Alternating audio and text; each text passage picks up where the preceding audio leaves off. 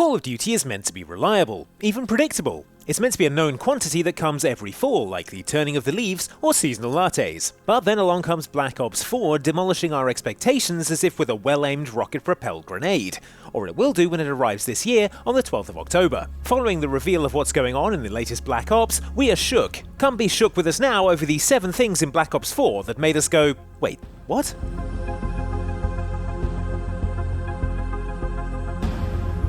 For years, Call of Duty tradition has given us a single-player story campaign that presents like a particularly shooty 8-hour action blockbuster. They'll always need men like us. Those who are willing to do what others cannot. That grand tradition ends here, which is to say Call of Duty Black Ops 4 has no conventional campaign at all. At all! I know, right? Now who will shout at us about the numbers, Mason? We want the numbers, Mason. That's all we've ever wanted. Shush now. This makes a certain amount of sense in light of how many Call of Duty aficionados largely ignore the story mode in favour of getting stuck into levelling up in multiplayer. A flashy story mode with celebrity guests also requires a lot of expense and resources that can be diverted elsewhere on Black Ops 4, now that they're not being used to acquire and animate the likeness of Jon Snow, the grumpy space warlord.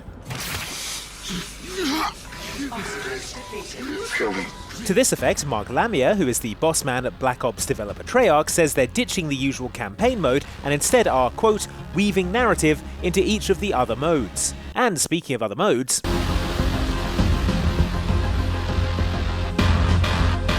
if you had your money on Call of Duty introducing a Battle Royale mode this year, then, as they say in the Hunger Games, the odds were always in your favour.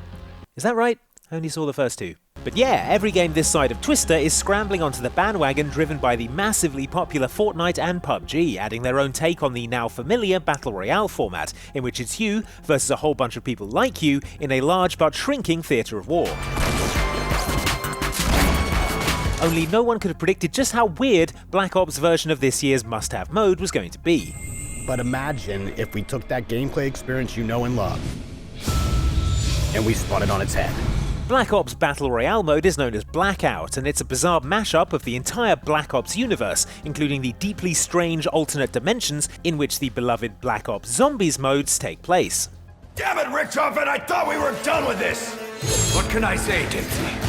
Things change. You'll play in a battlefield that is initially 1,500 times larger than Nuketown, says Mark Lamier, which is impressive, even given how the Nuketown map was approximately the size of my first apartment, where the shower was in the kitchen.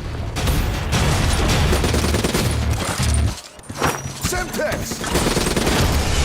Speaking of old favourite maps, Treyarch says that the Blackout playspace will include cobbled together parts from classic Black Ops locations. And you'll be fighting with some of your favourite weapons from the Black Ops series to date, which, hooray, I knew the hours developing muscle memory for the CUDA would come in handy again. Yes! Kingslayer. I'm so proud. Did you see me shoot that person in the back? I'm so proud of you, Andy. And the many other people against who you will be struggling for survival will be playing as a mix of classic Black Ops characters, old and new, from across the old story campaigns and zombies experiences. Like our old pal Reznov. Hey, Reznov, buddy. My name is Victor Reznov! And I will have my revenge! Oh, that guy. Given that no one at the Black Ops 4 reveal event said that this Battle Royale was 1 versus 100, we can safely assume it's not going to be 1 versus 100, but instead 1 versus a smaller, more technically modest figure. However, they did say the words land, sea and air vehicles, so you can expect to see Reznov sailing towards you in some kind of attack boat this fall. Typical Reznov.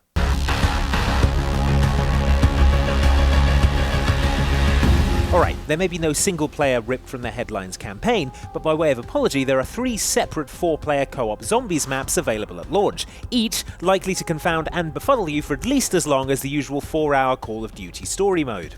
What's more, if you are a William Zero friends, there will now be bots available ensuring you don't need to venture anywhere near an Xbox Live chat headset, and it's accompanying your mum jokes in order to enjoy the zombies mode this time around. Whether or not you can politely ask the bots to discover all the Easter eggs for you while you sit and floss your teeth is another matter. The overarching plot, such as it is, follows 4 adventurers, Scarlet, Bruno, Diego and Shaw, who are the sorts of people who will happily vape weird substances they find in caves.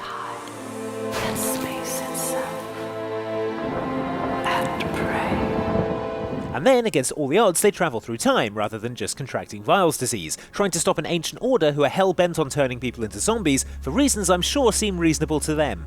There will also be custom mutations in zombies modes, allowing you to fiddle with the very mechanics of the zombies mode and share the results with your friends, changing zombie speed, weapon damage, player health, and even how the mystery boxes function. Finally, I can be good at Call of Duty by designing everyone else to suck.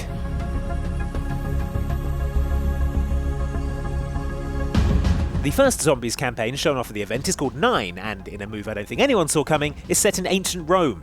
Wait, what? Yes, after huffing a bunch of weird fumes in a cave, our new Zombies protagonists are now in a sizable coliseum which, thanks to the actions of Mr. Golden Mask here and his mystical disc of mystery, is overrun with undead gladiators.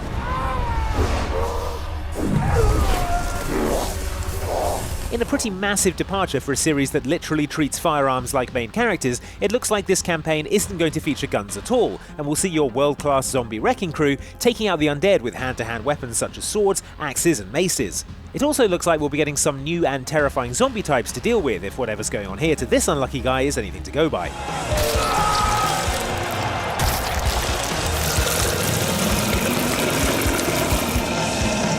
Man, kinda wish we had some guns now.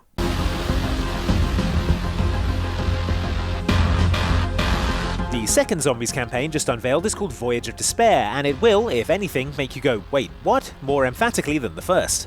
Ah, Bruno, my French friend. The lady will be so lost in my eyes and enthralled in my tales, she will not even notice when I make my move. In it, we find the same 4 characters in different vintage clothing since they've quantum leaped through the zombieverse, or whatever the heck is going on here, into a luxury Bioshocky cruise liner.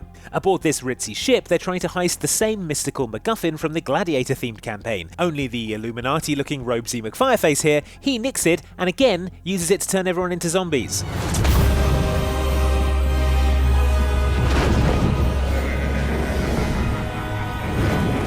Fool me once, shame on you. Fool me twice, I guess I now have to kill even more old-timey zombies. Which would be sufficiently kooky already without the iceberg then looming into shot to reveal they're standing on the deck of the actual Titanic. In fact, given the fate of the Titanic, wouldn't they be better off abandoning the ship and letting the zombies keep the doomed ocean liner? Just a thought, you guys.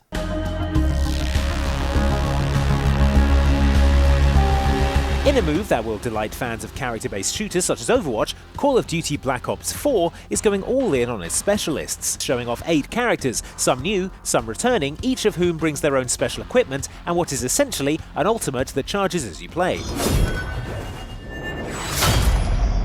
Some of these abilities are your standard Call of Duty special weapons, like Battery's War Machine or Firebreak's Flamethrower, but there are more tactical choices as well, such as Recon's Sensor Dart and Vision Pulse, which allow your whole team to see enemies through walls. Pulse going out. And Ruin's Grapple Gun, which allows you to zip around the map, making you an extremely hard target. Enemy scout down. Each of these specialists will be available in the game's solo missions, which are described as fast-paced trials that explore the characters' backstories. Most likely there'll be early missions in their Black Ops careers, and the stories will overlap to create an overall narrative about the specialists teaming up to take out a greater threat, probably a bad government or something. That said, you never know, maybe there'll be a mission where Ajax and Torque go and get ice cream together. After the whole Titanic thing, nothing would surprise me anymore.